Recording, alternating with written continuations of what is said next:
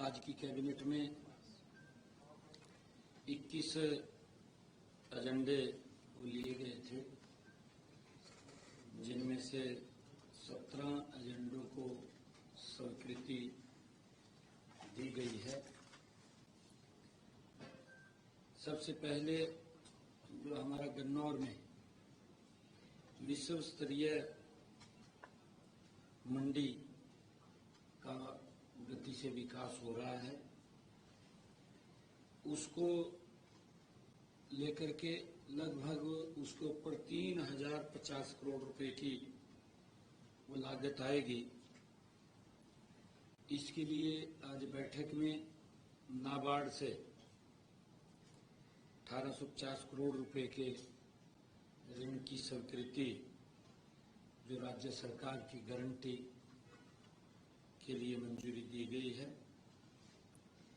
इस मंडी से हरियाणा के साथ साथ पड़ोसी राज्यों के किसानों को भी व दिल्ली के व्यापारियों को भी बड़ा लाभ मिलने वाला है, क्योंकि अंतर्राष्ट्रीय स्तर की ये हॉर्टिकल्चर मंडी है, जिसका लाभ हिमाचल, जम्मू कश्मीर और पंजाब, राजस्थान, उत्तर प्रदेश सब किसानों को वहां पर उसका लाभ मिलने वाला है और गति से पूरे समय में उसको पूरा कराने का सरकार लगातार उसके ऊपर ध्यान कर रही है। दूसरा जो विषय कि हमारे जो राजस्व रास्ते उनके उपयोग के लिए, क्योंकि प्रदेश में निवेश को बढ़ावा देने के लिए राजस्व रास्तों के उपयोग के लिए एक नीति को मंजूरी दी गई है। इस नीति के तहत आवासीय कॉलोनी, औद्योगिक कॉलोनी या कोई अन्य प्रोजेक्ट में सीवरेज की पाइपलाइन, पानी की पाइपलाइन, बिजली की कोई नीचे अंडरग्राउंड लाइन, गैस की पाइपलाइन जैसी सुविधाओं को विकसित करने में सहायता मिलेगी, उसको ये मंजूरी दी गई है ताकि उनका उपयोग कर सकें। तीसरा जो विषय था कि हमारे जो विधानसभा में जो पूर्व विधायक हैं, क्योंकि उनकी दुआई के लिए एक मुश्त जो हरियाणा विधानसभा सदस्यों को चिकित्सा सुविधाएं नियम 1988 में संशोधन को मंजूरी दी गई है और उसके तहत 60 वर्ष से अधिक आयु के पेंशनर्स को 10,000 रुपये प्रति माह की दर से चिकित्सा भत्ता वो मिलेगा, उसको मंजूरी दी गई है। और हरियाणा राज्य कृषि विपणन बोर्ड के आवंटियों को भी हमने इस बैठक में बड़ी राहत दिया। एक फैसला किया है कि जिन मामलों में नो ड्यूज सर्टिफिकेट या कन्वेंस डीड हो चुकी है, जिन्होंने पैसा दे दिया है, नो ड्यूज सर्टिफिकेट उनका मिल गया है, कन्वेंस डीड उनकी हो चुकी है और पीपीएम सॉफ्टवेयर में बकाया राशि दिखाई गई है, क्योंकि जब सॉफ्टवेयर बना तो उनका बकाया उनका खड़ा कर दिया निकाल करके। ऐसे आवंटियों को से केवल बकाया मूल राशि ही वसूली जाएगी। ब्याज और दंडात्मक ब्याज उसको पूर्ण रूप से माफ किया गया है।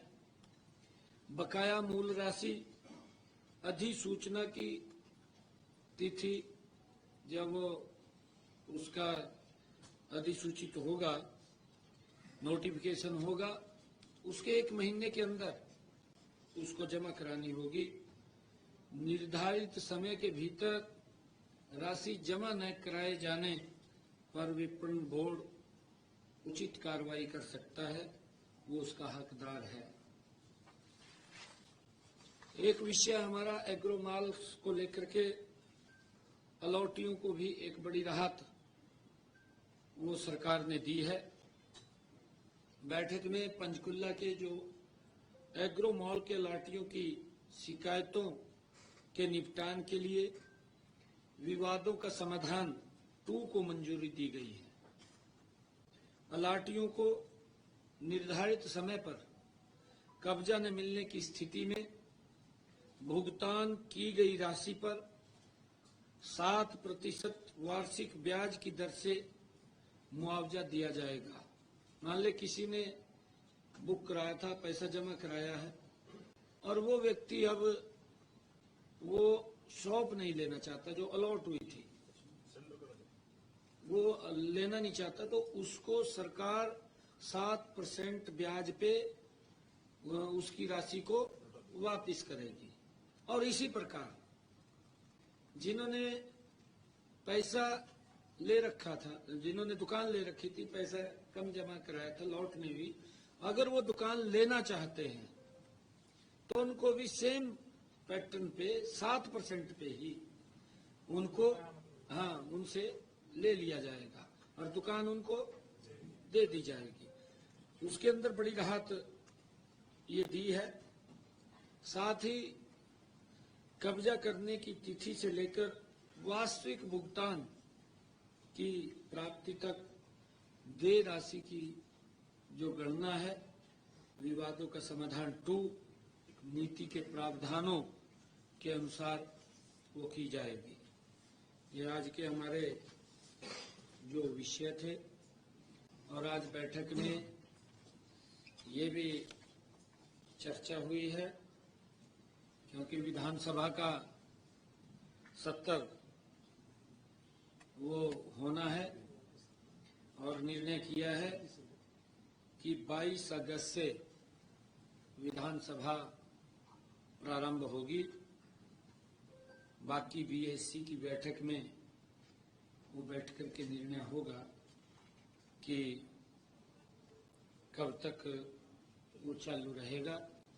महामहिम राज्यपाल को क्योंकि पहले इसकी सूचना भेजनी होती है, ये निर्णय सरकार ने किया है कि 22 अगस्त से विधानसभा का सत्र वो चालू होगा। Thank you. हरियाणा पोषण रोजगार निगम के जो कर्मचारी हैं और जिनको आपने